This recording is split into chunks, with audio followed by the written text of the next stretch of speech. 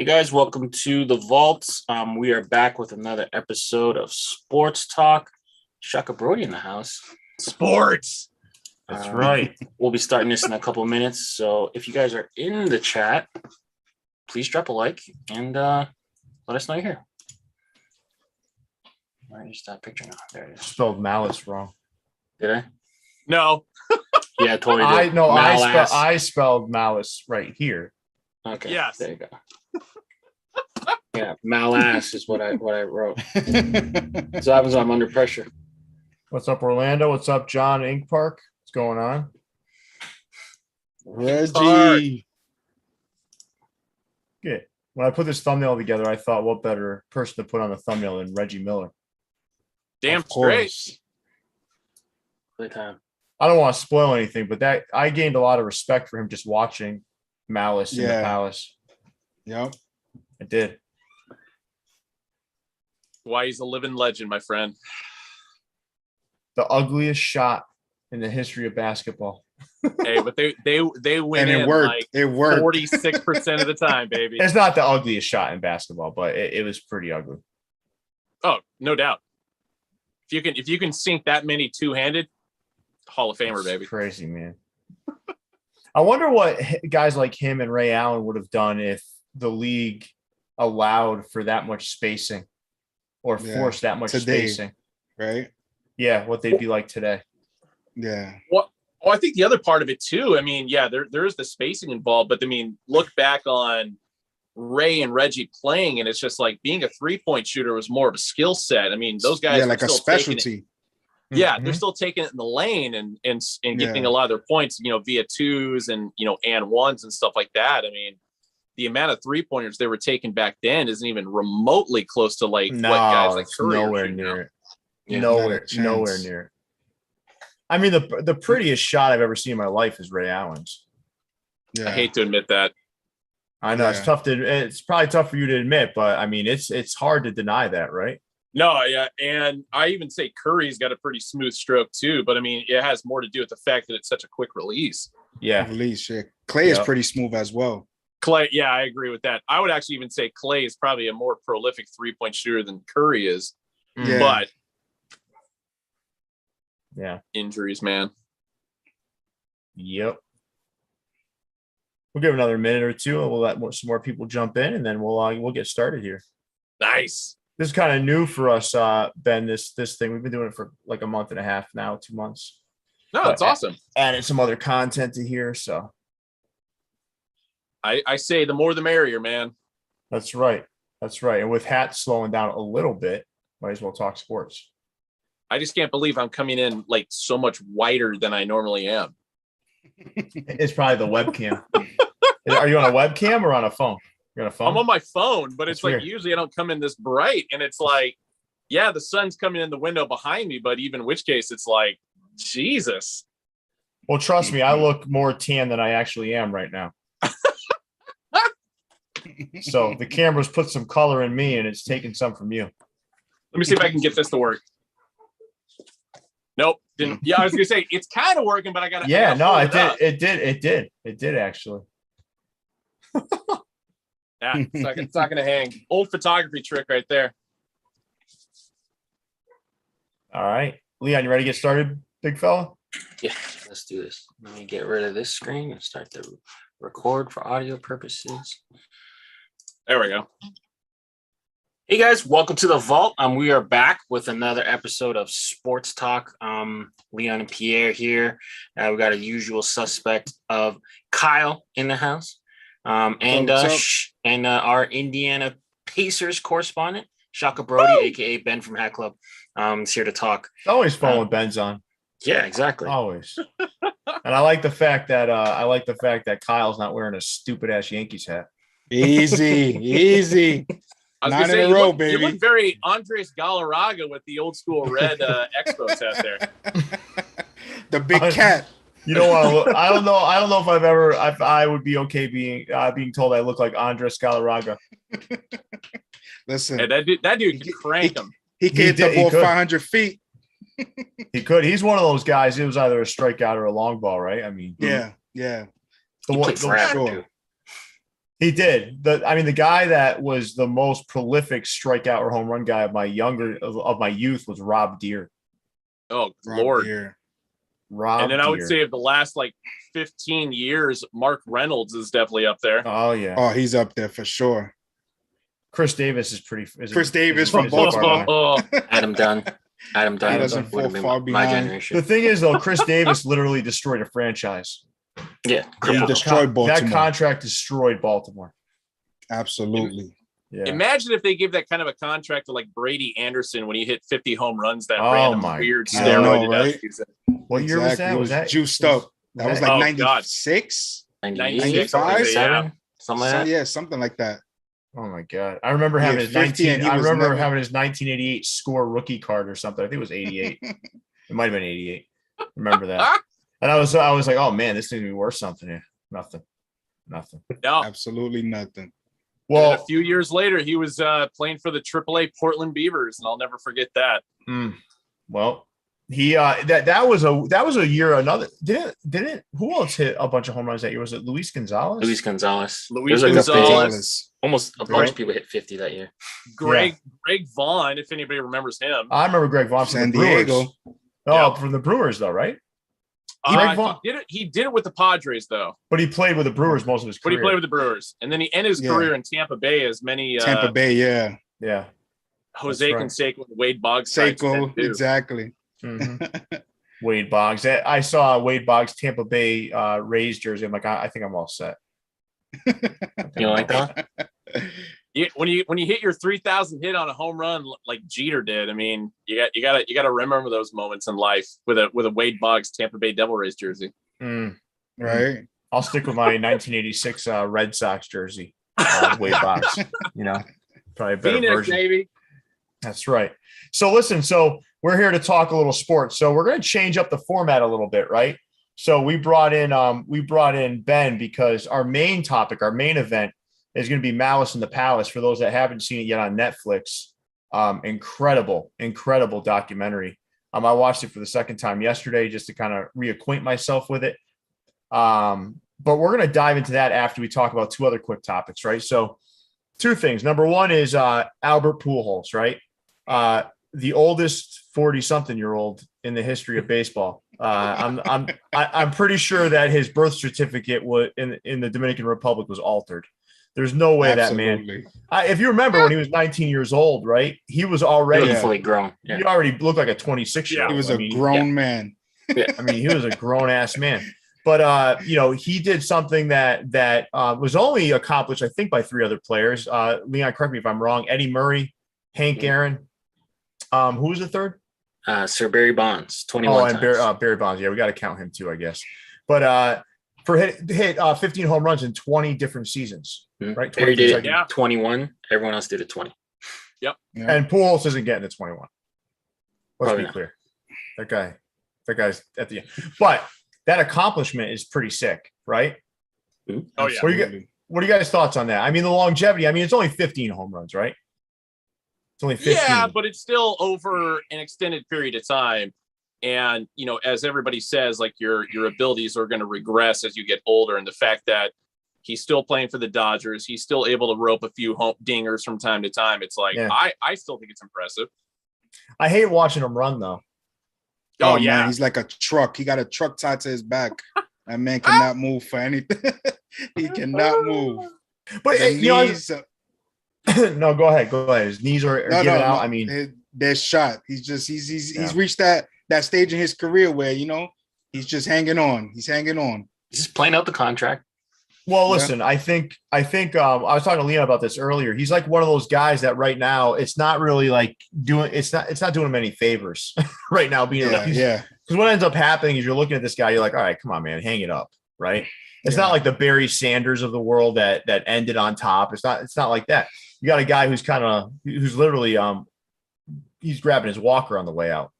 But he's also one of those guys that once his career is over, you're gonna it's almost like Griffey, right? Because Griffey was incredible his whole career, and then he kind of had that, and you're like, oh, okay, it's Griffey. But then now, if you think about Ken Griffey Jr. and you talk about Ken Griffey Jr., one of the greatest players of all time, all this stuff.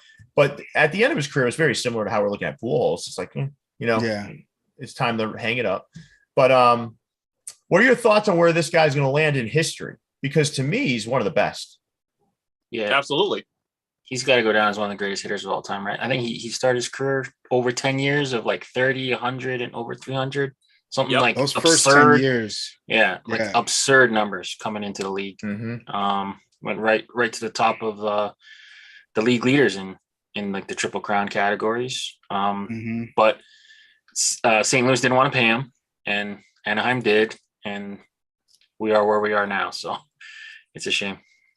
I mean, he's got to be, honestly, in my opinion, he has to be one of the best, obviously, just baseball players in general, if not one of the best right-handed hitters of all time.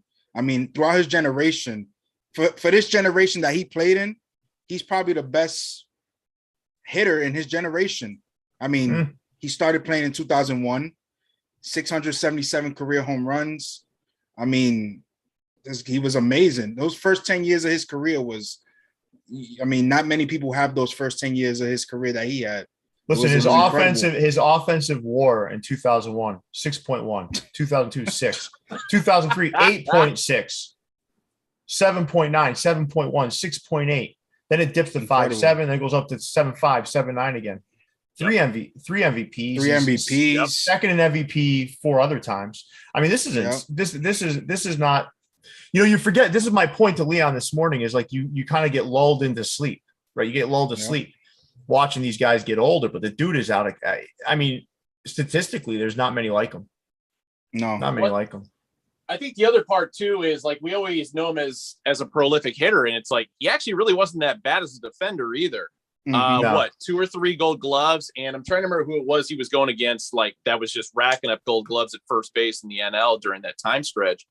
But as far as all around player, and if we talk about WAR, if we talk about his 3 MVPs, 2 World Series rings, 06 and 11, probably should have gotten another one in 13, but Boston had to drop the hammer on that one.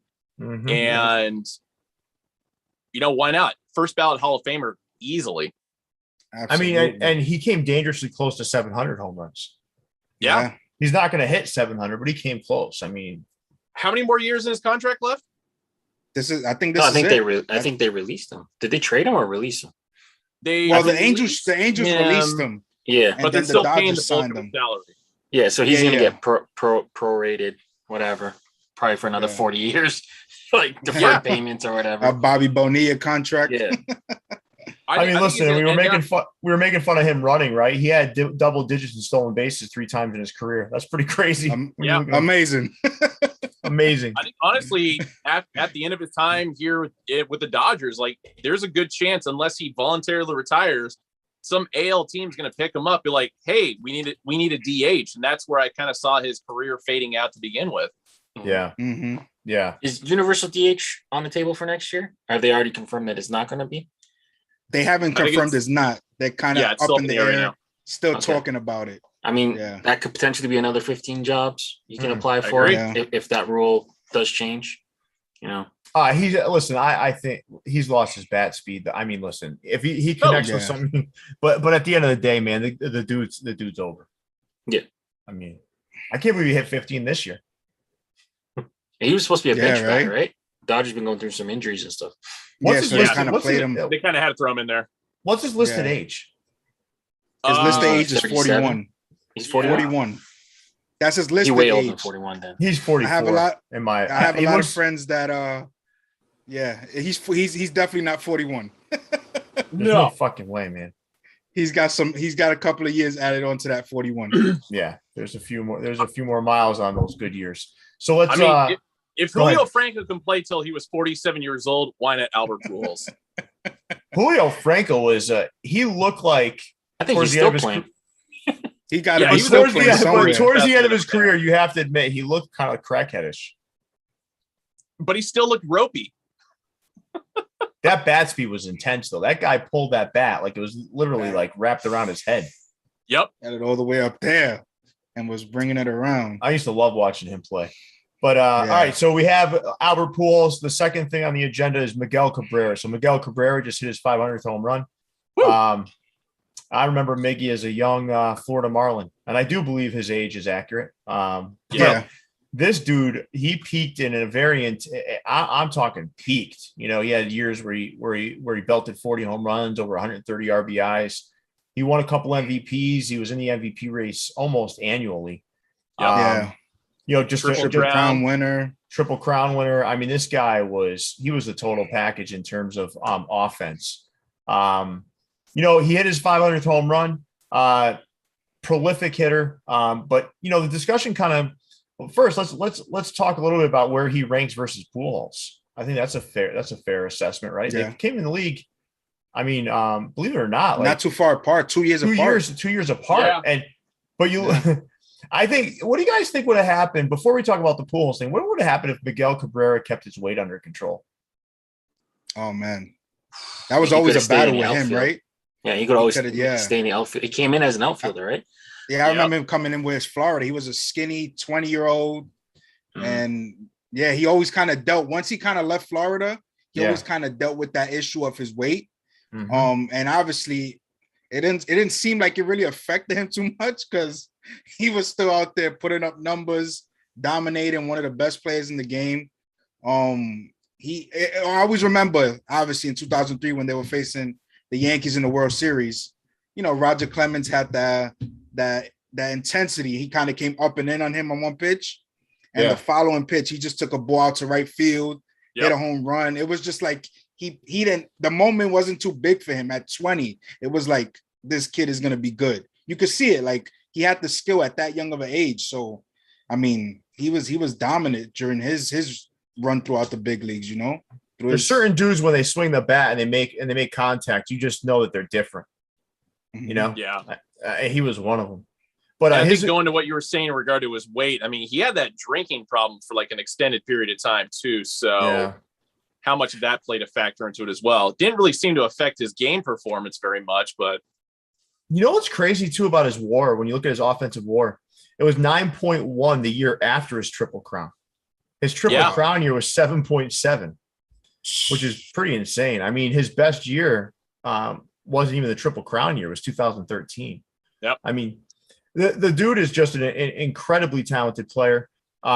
He's coming towards the tail end too. I mean, at this point, right? I mean, what is he? Yeah. I give him 1, maybe 2 more years. He's definitely going to hit that 3,000 hit mark if he sticks around for another season. Yeah. That's what he's close. Oh, he would do that in one. Yeah. Just if he comes back next year, probably. He's next year. Hit. You're right. Yep. But I mean, versus him and Pujols is the better player, right? I mean, yeah, maybe. That's a great conversation. I think statistically, there's not much of a question though. More hits, more home runs. I think Pujols' batting average is actually a little bit better. Yeah, these guys were perennial 310, 320 hitters, right? I mean, the edge goes to Pujols, I think, defensively, because Miguel Cabrera was never a good defensive player. I mean, accurate.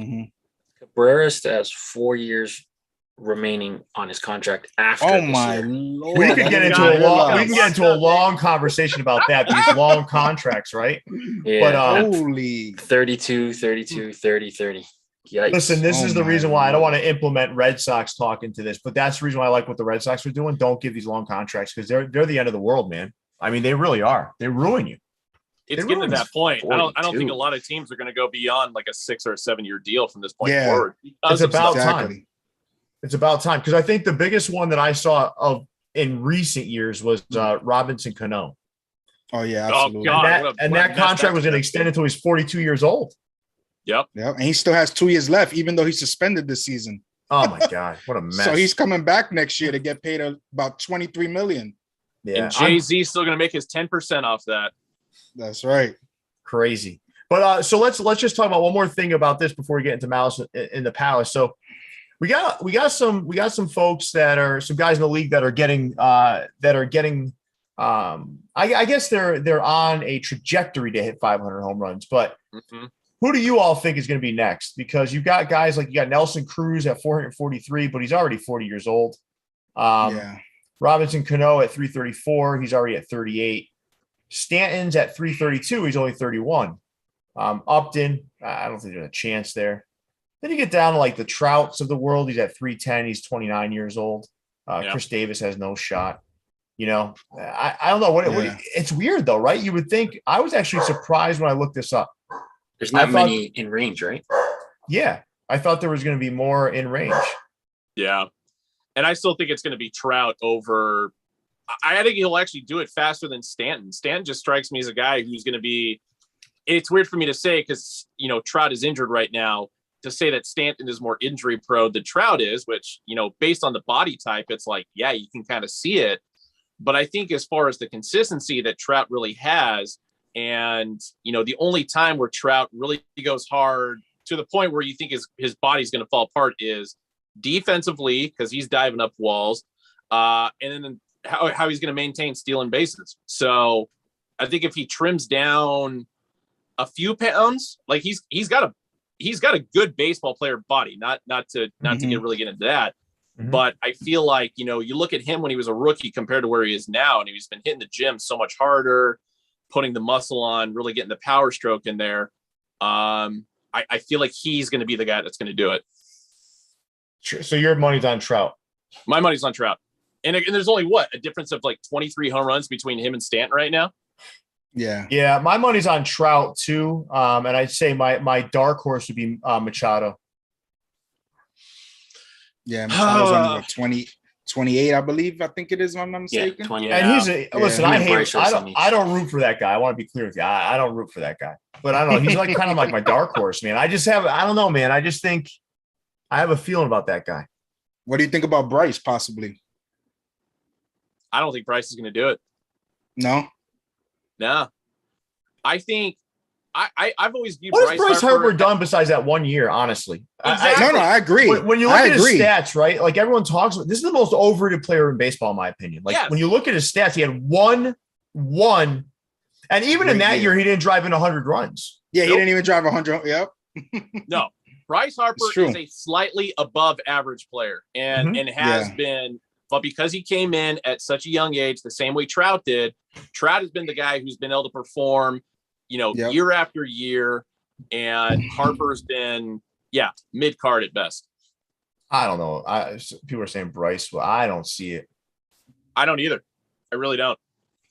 Machado's just something I'm saying, and I'm hoping it happens. No, I just to be right about that because he's not a guy that gets hurt. He's like you say. He was about to say he's consistent. Yeah, he's not injury prone. You put in the American League, you put in a DH role or something, man. The dude's going to be able to knock 35, 40 home runs every single year. That's what you do, 35 home runs. But it's weird because he's so talented of a defender. He's a really good defender. Mm-hmm. Yeah, his body, though, looks like – I don't want to get too much into bodies, right? But his body looks like the kind of body that's going to collect weight. Yes. When you look at certain players, you can tell that their body's going to collect weight when they get older. Like when I watch the Red Sox, I look at Xander Bogaerts. That body's not putting on weight. That guy is lean. That's how he's fucking built. Machado, Tatis, that guy's body is not going to put on weight. Machado, he's going to carry around weight. Yeah. And after a while, Tatis should be a guy who should put on weight because that dude's been injury prone in his career so far. You're right. Yeah. What I'm trying to get at though is defensively with Machado. I don't know if he can keep it up because that body is gonna house some weight. Mm-hmm. You can tell, right? You can tell who's gonna be totally. You can tell who's gonna be the little fatty over at shortstop. Involved into this. Yeah.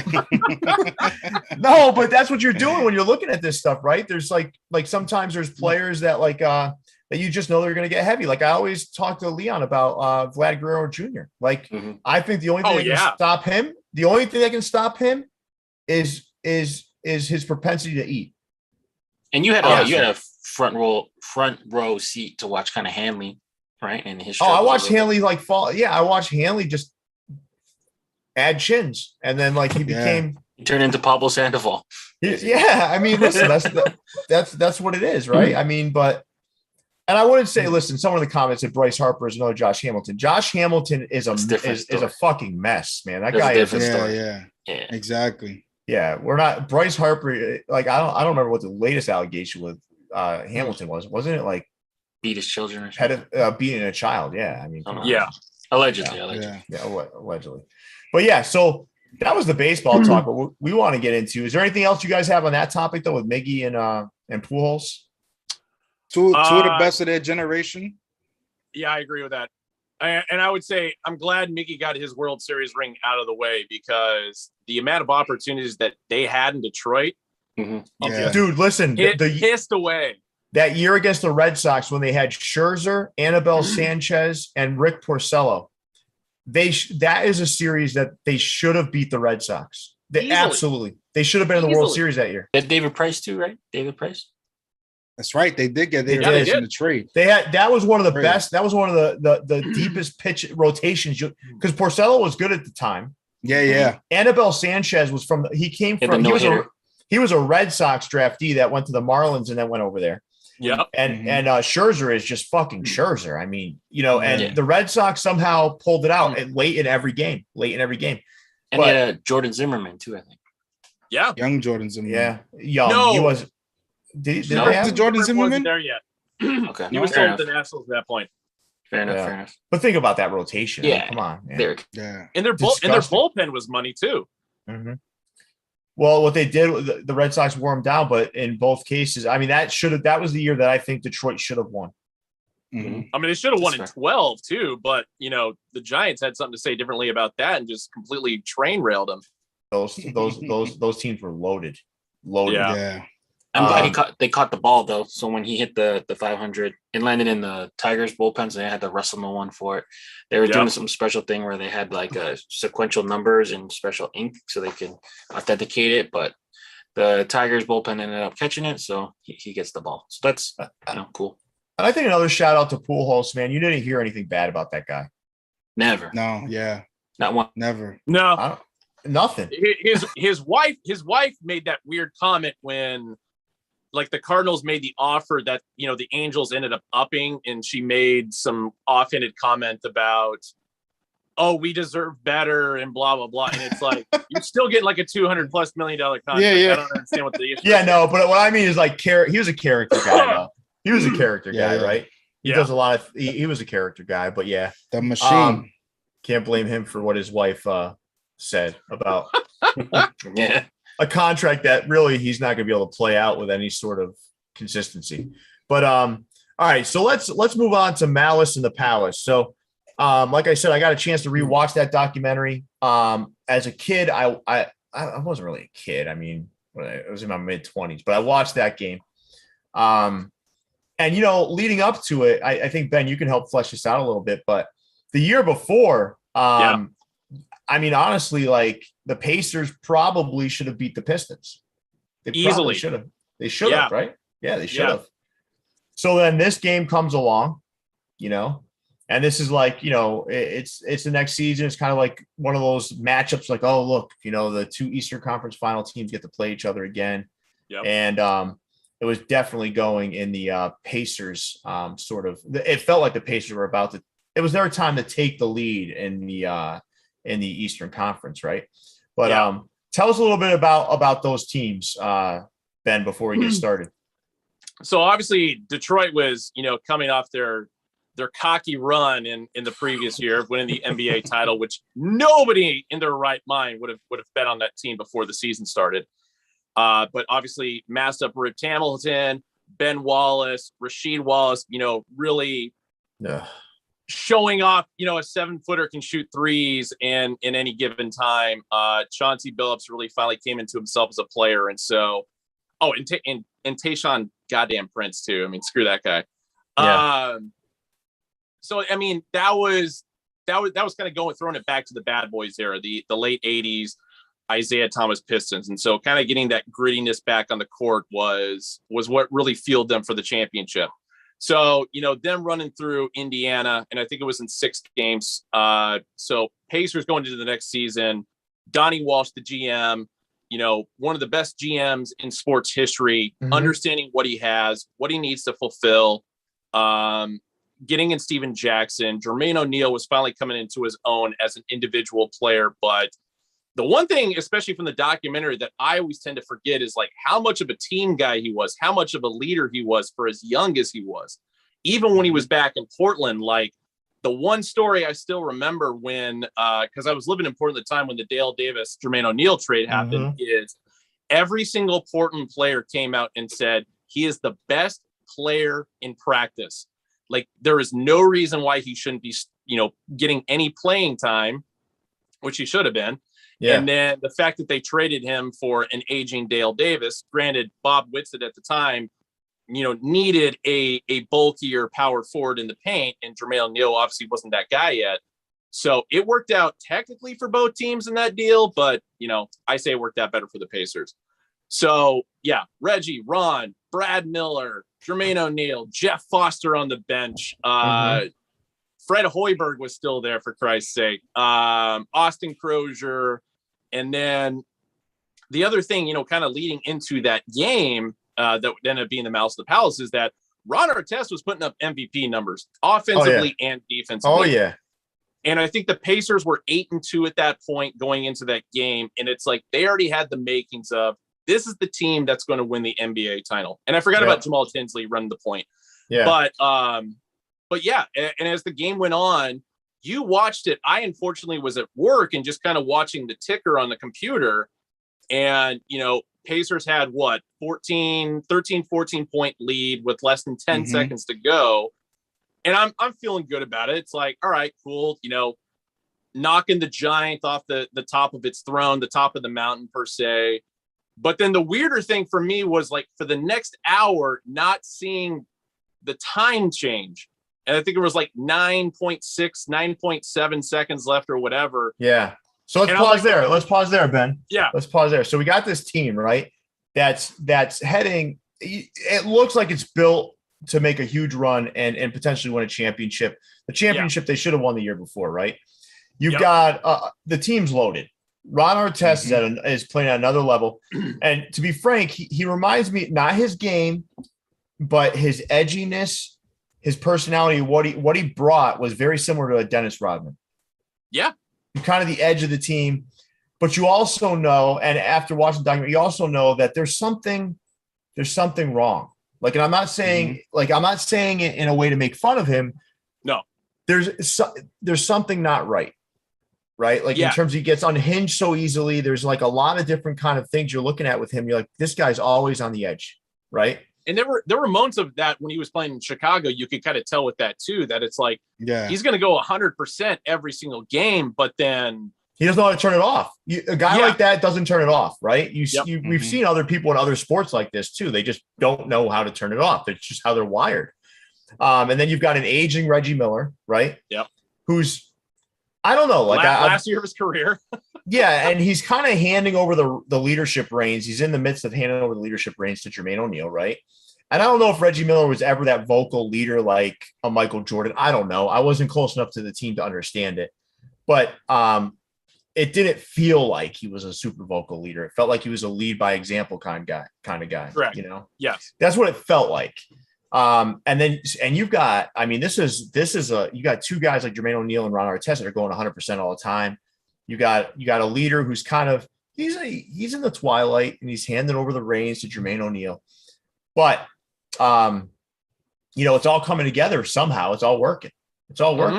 Right. And this game, so you're saying you're watching it, you're kind of following it and you see the time is stuck at whatever time.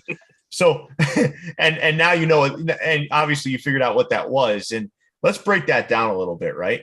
Yeah. So I want to introduce a concept, though, if I could, Ben, if that's okay.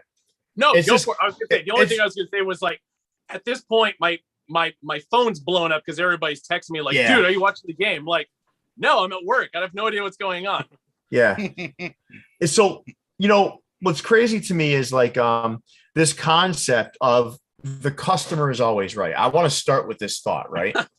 And, first of all, it's bullshit. But also, who the customer is in this case is the fans, right? Yep. Are the fans all, are they always right? Can they do because they bought a ticket and because someone makes X amount of millions of dollars, can they do what they want? The answer is fucking no. Like, no, you can't. You can't go into a store and tell someone to go fuck themselves and expect to be helped. It's just not the way. I understand this. The customer is always right. It's not meant literally. No. Yeah. Right. right, Leon? Even in Canada, free reign to do anything. Yeah. Great. Yeah, you can't just go doing no shoes, no shirt, no service. You buy a ticket to go see a game. You don't buy a ticket to get the right to use, racial expletives, throw shit at people. That's not what you bought a ticket for. You bought a ticket to sit down like a human being and watch a game, right? Mm-hmm. And it's crazy because I think about the narrative that was pushed on us the day after that game, maybe even the night of. The narrative that was being pushed on that game was incredibly, incredibly one-sided. Of course. You heard words like thugs, hip hop culture, animals. You heard, all of this stuff. And there weren't a whole heck of a lot of people standing up for these guys. I think Donnie did, right? He knew that, he saw it for what it was, but let's talk about this. So you've got a scuffle on the court, right?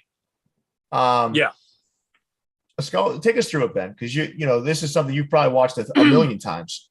Yeah. So this was Ben Wallace had elbowed or thrown a hip into Ron Artest like a few plays prior. And even though Indiana was blowing Detroit out of the water, Artest being the guy that he is, it's like, no, I'm going to get you back next run. Because sure enough, Ben Wallace goes up for a dunk, and here comes Ron Artest out of nowhere and just kind of it was an aggressive swat. I mean, looking back on it, it's like it really didn't seem that bad, but they talked about the context was that Ben Wallace had lost his brother, right? And he was, and then.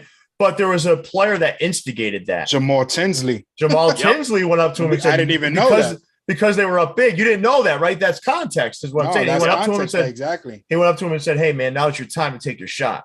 Yeah, we're beating their ass. So go take the foul now. Go take your one. And Jermaine O'Neal and Reggie Miller basically like, what are you, a fucking idiot? Like, don't give this guy, this guy doesn't need that. Like, you don't have to, prod him in that direction. Yeah, it's like, it's crazy. But go on. Sorry, I just want to make sure we add that part because that's kind of important.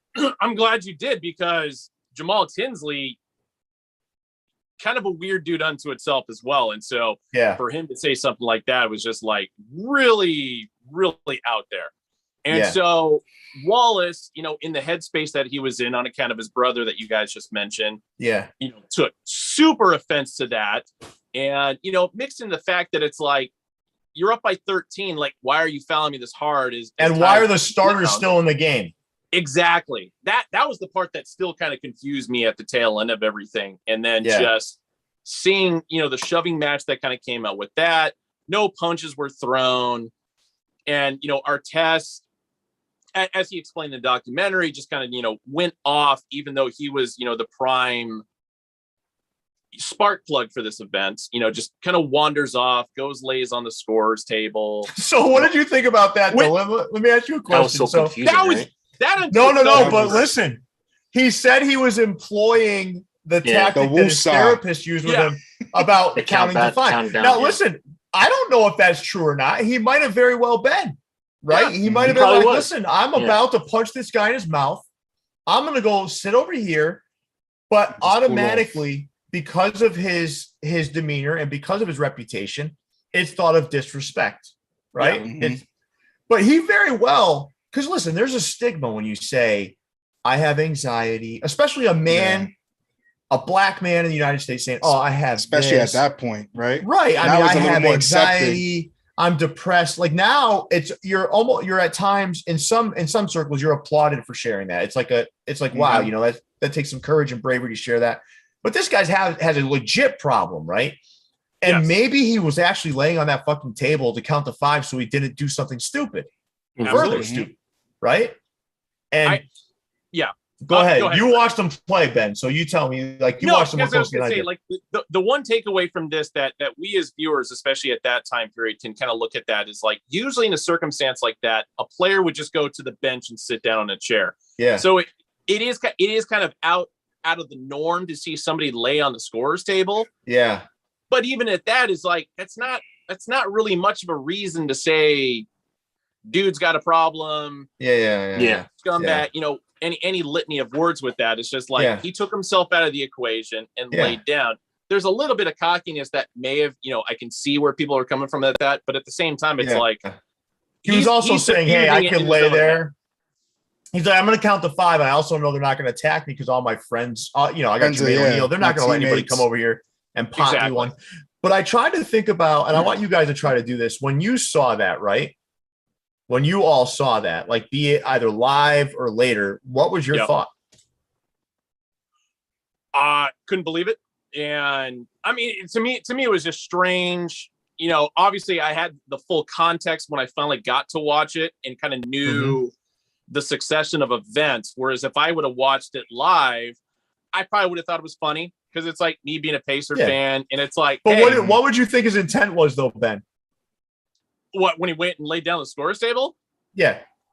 I at the time I would have thought he's kind of smarmy because you know, trying to be like I'm not worried about these guys. We just whoop their ass in their own house. Let me lay here. Kind of like when off a little bit. When T.O. spiked the football onto the Dallas Star. It was like kind of like I felt it was like a disrespectful move. Like, look at me, I'm just lounging. But the point is, we don't know. We don't know. Yeah. That's what we felt. I felt like, I was like, this punk is laying down, like, and he's making this even worse, you know? Even I remember in the doc, some of the guys, I think Reggie Miller has said, when he went to lay down on the table, we were like, what the hell is he doing? Yeah. Like, I don't know if it was Reggie. Only one person really knows. Yeah, only one person really knows. Only he knows. Exactly. Only he knows. But the point is making these assumptions, right? Yeah.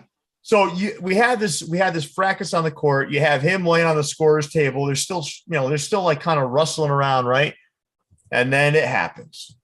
Oh God! The most perfectly thrown cup of beer, like ever.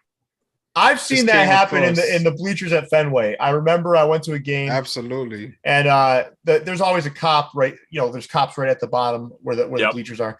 And I'll never forget the Red Sox lost against the Yankees. I was in the bleachers. I had actually just gone with a couple buddies, and the guy with a Bernie Williams jersey looks back and gives us, flips us all off. Why would he do that? He's looking to die.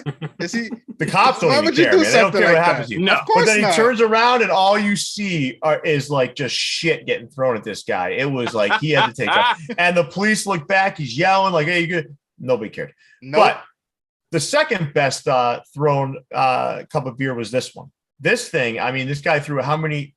Had to be at least 20 feet, 30 feet.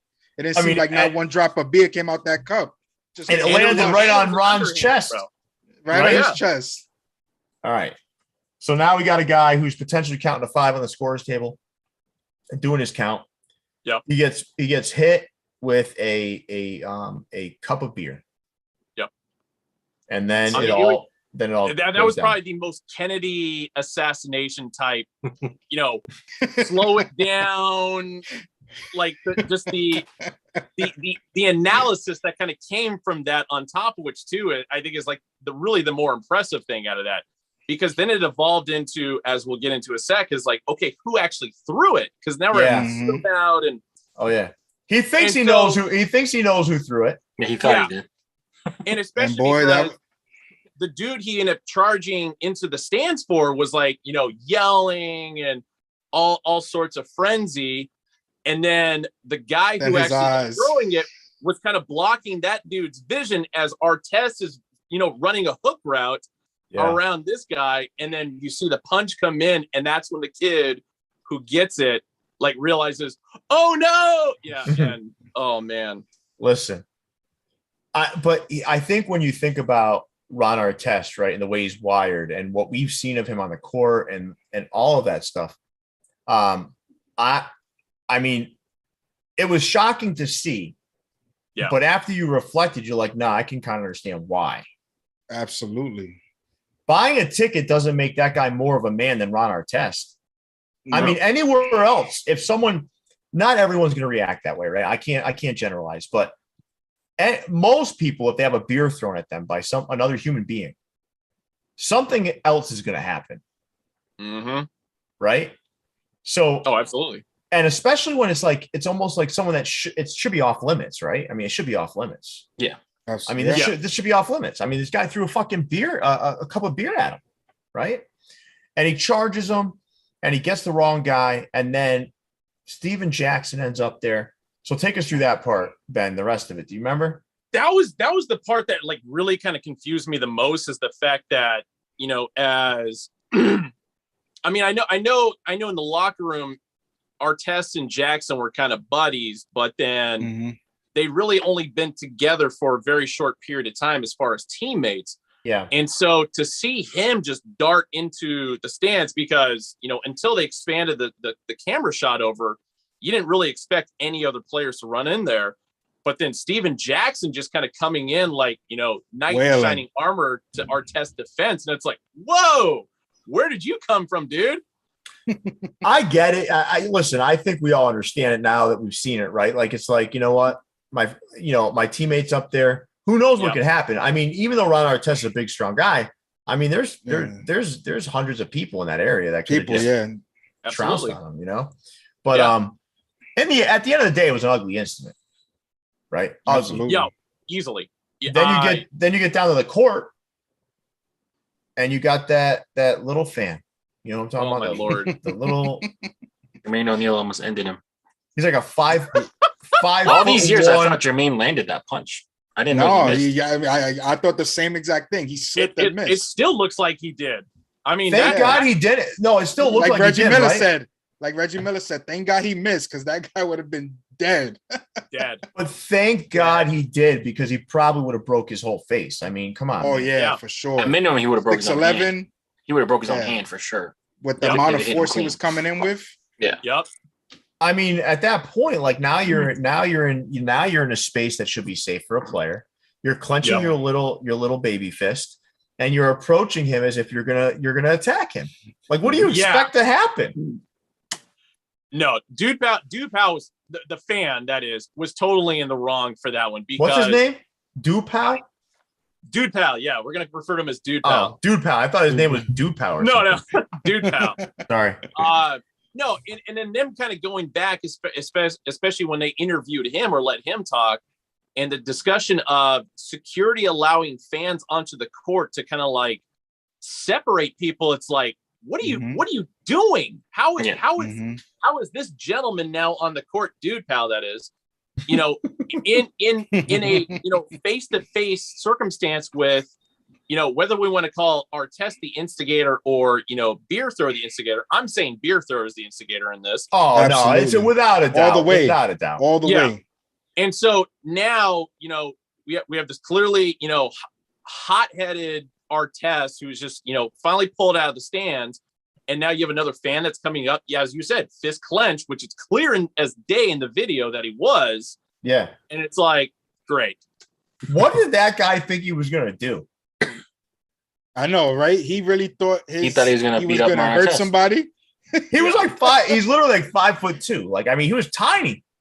Yeah. He was a little tubby too. 5'2" wide as well. But I love the interview. I love the interview with him where he's explaining how it wasn't his fault. Like he's a victim, right? Like it's not his fault, bro. No, you're on the court. All right. So when we think about, so we have all that stuff kind of, and then the ugliest of it all, besides the stuff in the stands, was them being escorted off the court and being just beer showered. I mean, pelted. Garbage shower. It was whatever they get a hold of. It was disgusting. Well, did you see? Do you remember the incident also when Reggie Miller was trying to hold Ron Artest back? Oh, yeah. And the cop was going to mace him.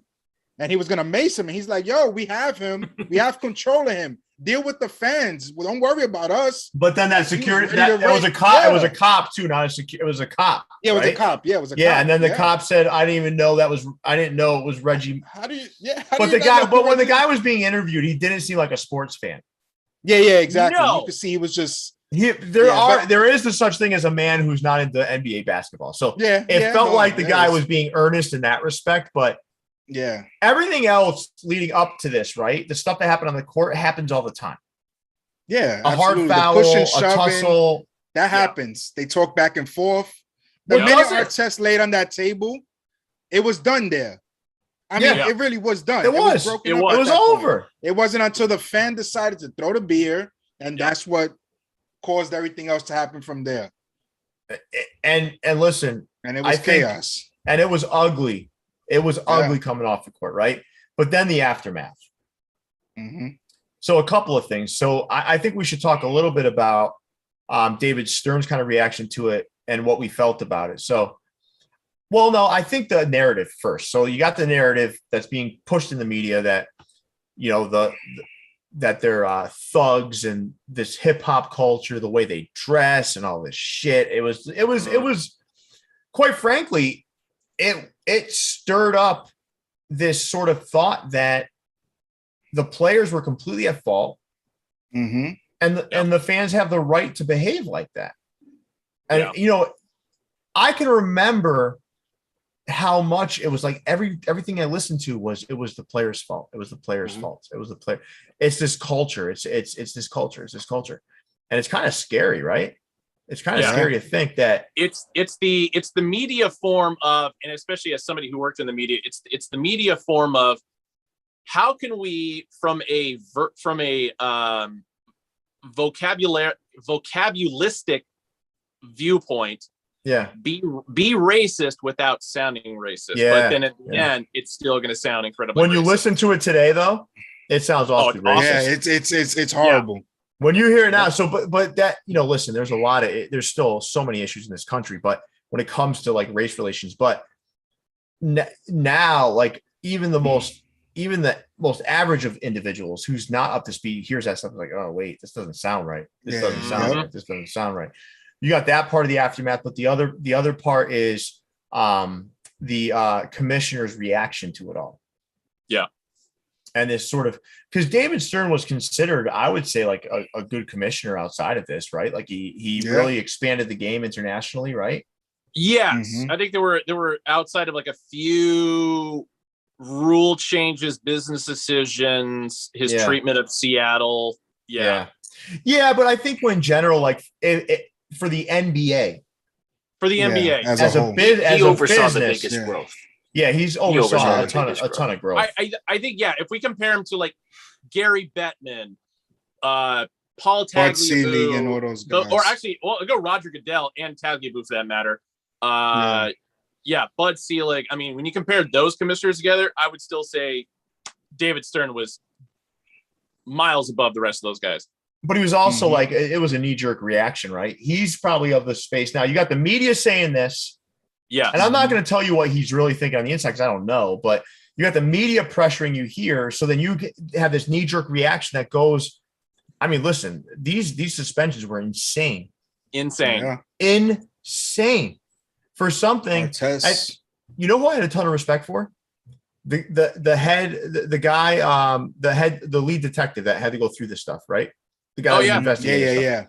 I had so much respect for him because, like, you know what? I don't give a fuck if you're a player. I don't care if you're a fan. I don't care who you are. I'm going to look at it for the merits of the behavior that happened. Yep. Right. Exactly.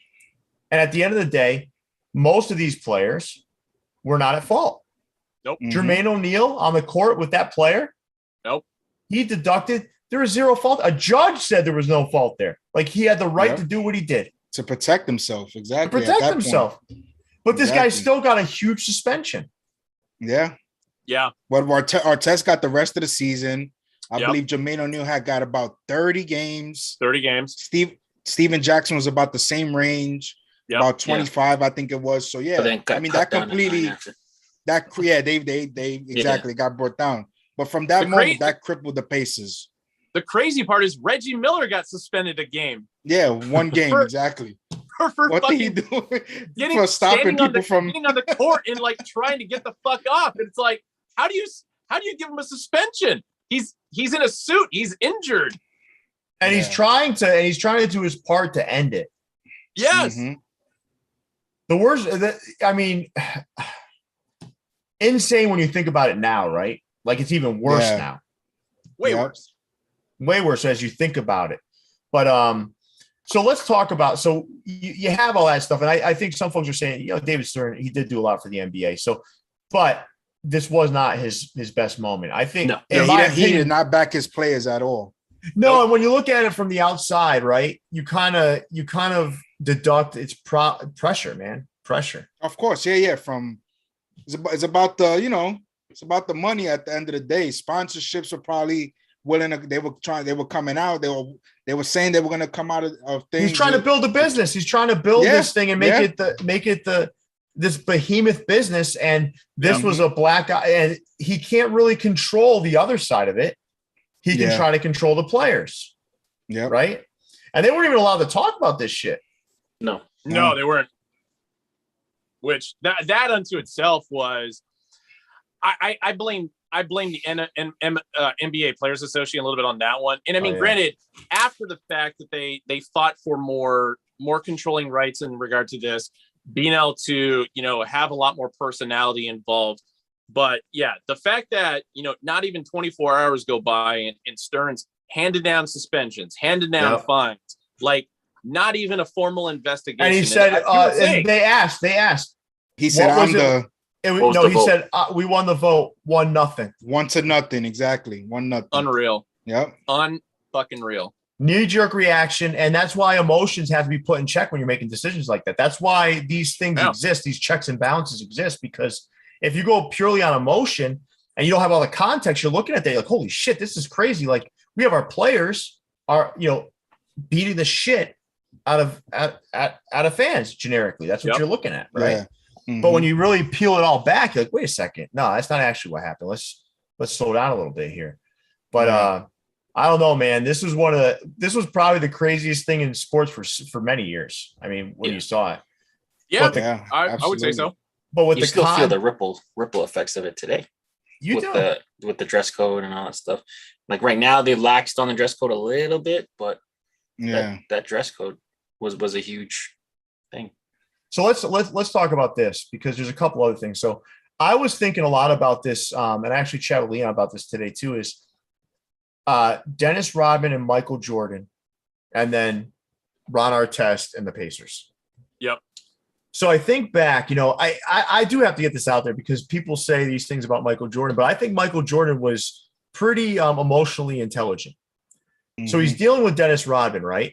Dennis Rodman goes on a long bender to go bang Carmen Electra and go to all these award shows.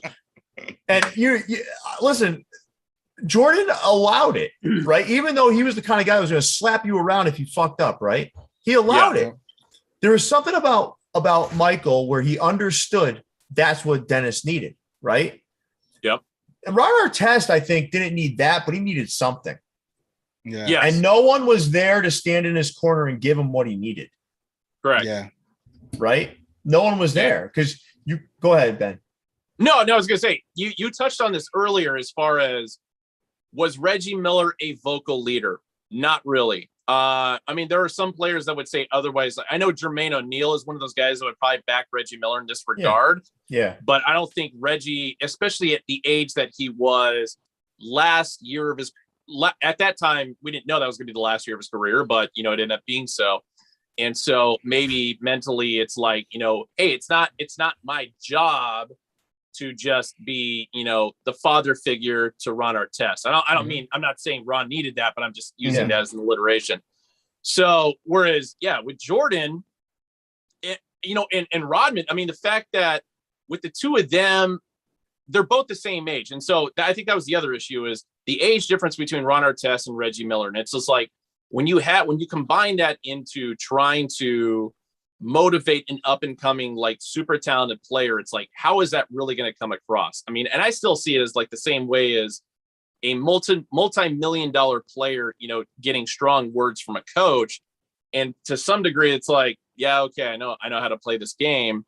But there are some players that will actually sit down and focus and listen to what the coach is saying. Ron Artest, as we all kind of established, and what he admitted as well, was not in the right headspace for anything like that. But Jordan and Rodman playing together, being of the same age, I think only 1 or 2 seasons apart, and Jordan being a little bit older, it's like he could be that guy that could knock Dennis around a little bit, slap him upside the head. Yeah. Because he knew at the end of the day, it's like, but also give him space though, Ben, but also give him space to figure it out. So, I mean, I think the most underrated thing that Jordan did in that run was allow Dennis Rodman that space. Yeah. Because without it, Dennis Rodman may have just left forever. And the team would have cutting him. The team would have been different, right? Yeah. and it would have had a negative effect. And I don't want to make this about Jordan, but I'm saying Ron Artest needed someone like that. Not necessarily to slap him around, but more so to guide him and give him that space or give him something he needed, whatever it was. Say, listen, Ron, it's okay. I will go to bat for you with Donnie or the coach, or whatever the case may be, and say, listen, we need to give this guy some time off because he needs some help. Just needs something, and just have to hit that reset button. You know, and I still think it's kind of strange that Steven Jackson. I always thought he was going to be that kind of a guy, like a bit of a mentor to Ron Artest. But I don't know. He was more like his wingman. Yeah. He's more like his wingman, you know, like it didn't I feel. mean, that's how I kind of interpreted it, especially after the documentary. Yeah.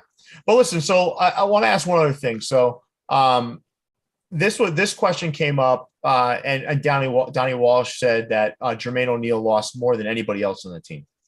Absolutely. Because Ron Artest ended up going on to win a championship, right, with LA, right? Yep. And it was sad listening to him, man. I gotta be honest with you. Like he was, I feel like, what did he say? He said he felt like I forgot what he said he felt like in the presence of Jermaine O'Neal, Reggie Miller, and those guys, but cowardly, I think. Cowardly. Yeah, he felt like a coward. Yeah. Cowardly. And you start to realize after he won his championship, right? Yeah, and you start to realize this isn't a bad person. This is a guy who was struggling with something. And you know, you felt bad for him, you know, but do you all agree that Jermaine O'Neal lost the most? Yeah, I would say he did. I mean, like you were saying, Ron Artest, he went to Houston after that. Sacramento, I think it was. No, Sacramento, went to Houston. He played with LA. He won a championship. So he was still around in the NBA. Steven Jackson played with a few other teams. He was still productive. Jermaine O'Neal, after that, I mean, he was still in the league, obviously, but that was like his moment. That was really his time to grasp the league and be possibly a champion. And that kind of derailed him from being known as, you know, as a champion possibly. Did Reggie Miller lose in all this? Oh, absolutely. The fact that was his final season, and it's just like arguably one of the greatest players of all time is just going to go out like that. That was my thing, is like, I think Jermaine O'Neal at least still had time. Yeah. Reggie Miller didn't. Exactly. Jermaine was in a good headspace. I mean, I would say, and you know, listening to him talk about a lot through this, especially during the documentary, but then going back to, as you were saying, as far as like the way he kind of bounced around the league that was the strangest part to me, is the fact that he did some time in Golden State, he did some time in Boston, and I want to say he played in Miami. I think for sure. Jermaine O'Neal. Yeah. Toronto, Phoenix. He was kind of all over the place. I wasn't imagining Phoenix either. I think he got traded for Sean Marion. Yeah, that's right. That's right. See, I'm not even sure he was in a good headspace, though. I think it was. I don't think he was. I think it was. He was not a good player. No, I'm talking about before that game. Jermaine was in a great headspace. Oh yeah. And everything beyond that, I think, just completely messed him up. Yeah. And I'm not going to, you know, throw words in his mouth or anything like that. But especially the way he bounced around, you could tell in the way that he was playing. It's just like, this isn't the same guy that made the All-Star game the previous year, who was averaging an easy 20 and 10 every single game. One of the best defenders as a big man.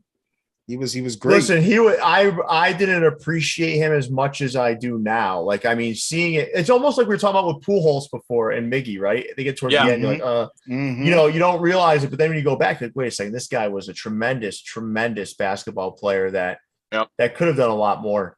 And this did derail a lot of different people in that franchise, you know.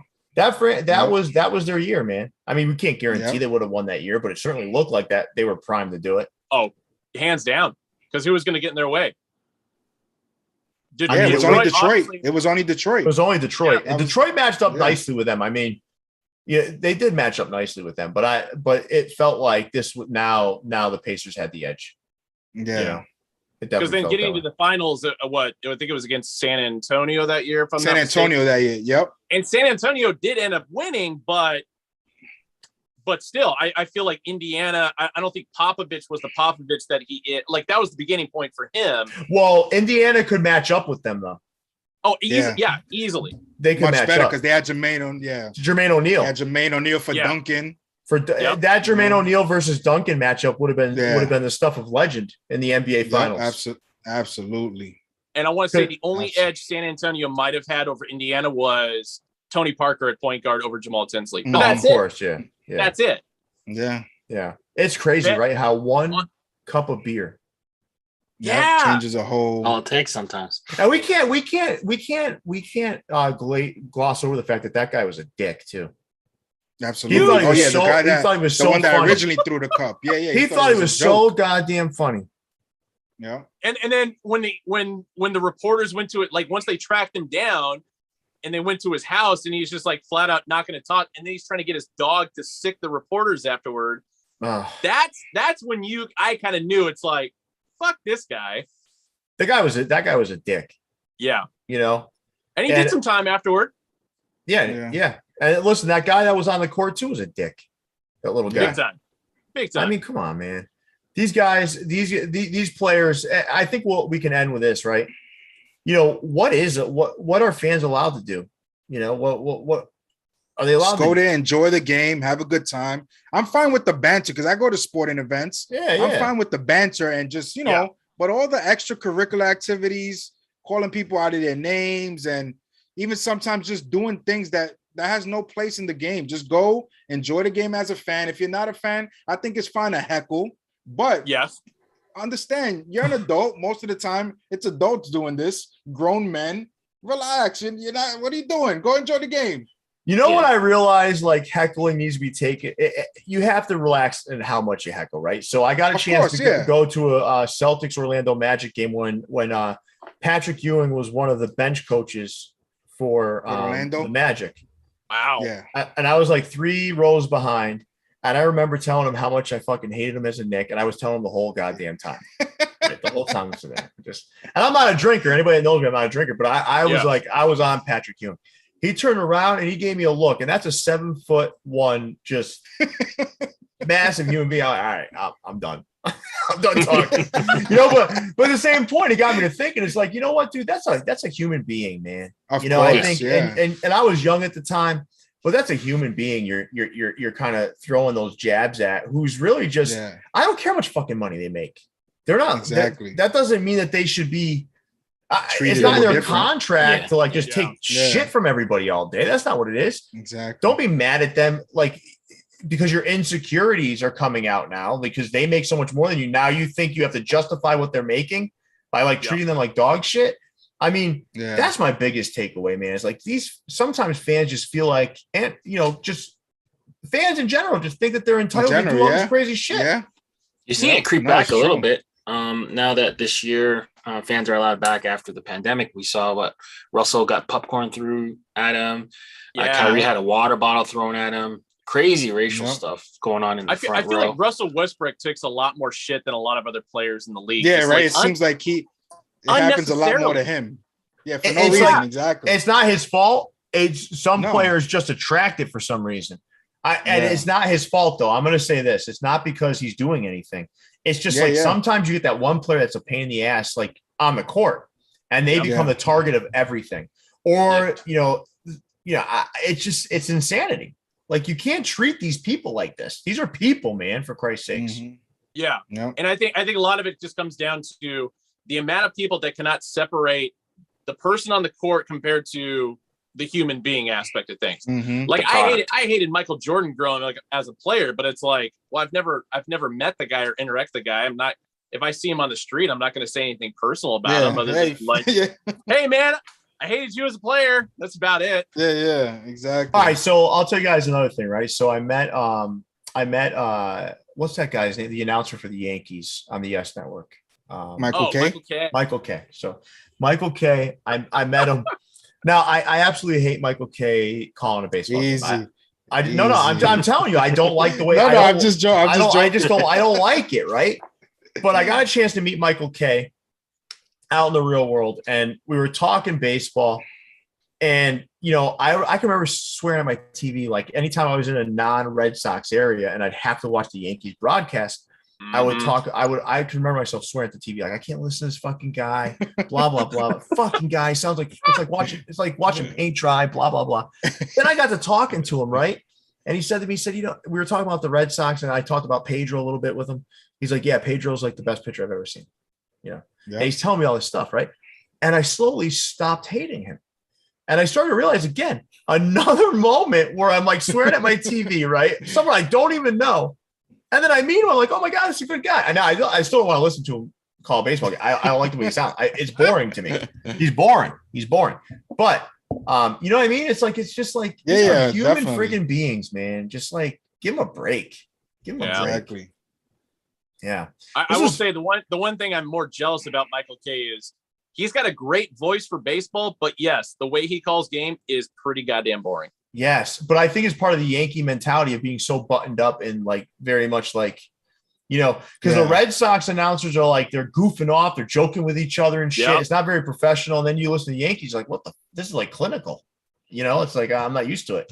But he does. I'm going to bash your team real quick on this one. The fact that they let Don Orsillo go is still one of the worst mistakes the Red Sox ever made. I'll tell you, Ben, why I think they let him go. I think the chemistry between him and Jerry Remy got too good, and it was too goofy, and it was too funny. And then they said, nah, we got to split this up. And then he went to the Padres. He went to San Diego to call games there, but Orsillo was my favorite. Yeah. I love them. Him and Jerry Remy had a great chemistry, great chemistry. Yeah. Listen, this was fun, guys. Yep. Yeah. We got to have Ben on again. Yeah. I was going to say, hopefully the Pacers don't do anything to, fuck up this year. Actually, the funny thing is that we never even touched on is the Pacers coach back then, Rick Carlisle. Oh, yeah. He's back. The coach again this year. Yeah, he's back. Hopefully that shit doesn't follow me. Hopefully the fans aren't as incited to create violence as they were when he was there last time. But we'll blame it on Rick Carlisle. How about that? I'm down with that. All right. So, guys, any last words before we wrap up? Nothing in particular. I was going to say, I hope the Oakland A's pull their heads out of their asses because the series against the Giants was probably one of the most personally deflating series of the season so far. Whatever, man. We just lost a series to the Tigers, so whatever. Listen, don't even talk about the Red Sox. So I think all of our teams are pretty much. Only Kyle's up right now. Look right there. Yeah, but they're not. Listen, the Yankees. Up is relative. Up is relative. We're of course. I got to take it where I can, man. You know what we should do, guys? Though, is we should set something up when the world, if there's a Game 7 in any of the playoff series or the World Series, we should perhaps get on and just watch it. Yeah, do a little reaction. That would be fun. Do a little reaction. Just we can't. We obviously can't stream the game on here, but we can be watching the game and talk shit to one another. That might be fun. It'll be very interesting to whoever gets the feed first, because sometimes there's a little bit of delay. Yeah, so right? Ben I'm pretty sure you're going to be the one that's delayed. I don't know. Sometimes, Canada gets it first. Sometimes it depends. If you watch it on live if you watch it on a non-HD stream, you actually see it sooner. But if I go MLB, if I use the MLB app, it's way behind. I sometimes get the notification first. It's like a minute. Yeah, on the phone. So but if it's a championship game, we should all be on the same. We should all be on the same stream, I would figure. Yeah, but the problem is if as long as we're on an HD stream, I don't know. Sometimes it takes longer in certain. Yeah, like when I'm watching the games on my TV at home, I get the feed on my TV before I do if I'm watching it on my phone, like on YouTube TV or something like that. I tend to get it before. Yeah, we'll see though. We'll figure it out. All agree to watch the exact. I mean, I know Leon's going to be in a different circumstance on account of being in Canada and not having the exact same feed, but we can sync it up though. There's ways around this. Yeah, we'll figure it out. But this was fun, guys. Yep. And listen, I got to tell you, Ben, it was great having you on again. Every time we have you on, it's a good time. The last time we did the Jersey extravaganza, right? And I was gonna say, I got the Lloyd Vaught just chilling for you, man. Next time I see you. This is the first time that we had you on and we didn't talk jerseys and hats, which is good, right? Interesting change of pace. But we appreciate having you on. And Leon, thanks for inviting Ben on, because without you kind of initiating that, we wouldn't have been blessed with his fantastic personality this evening.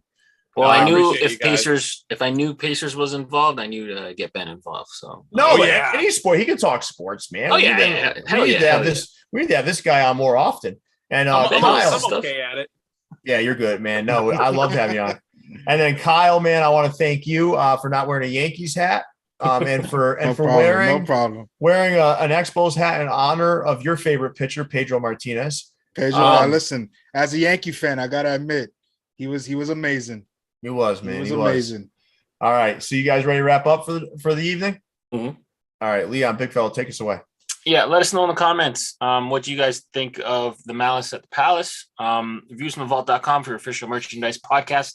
Available on all major streaming platforms. For Leon, Pierre, Kyle, and Ben, we out, guys. Stay fitted. See you, everybody.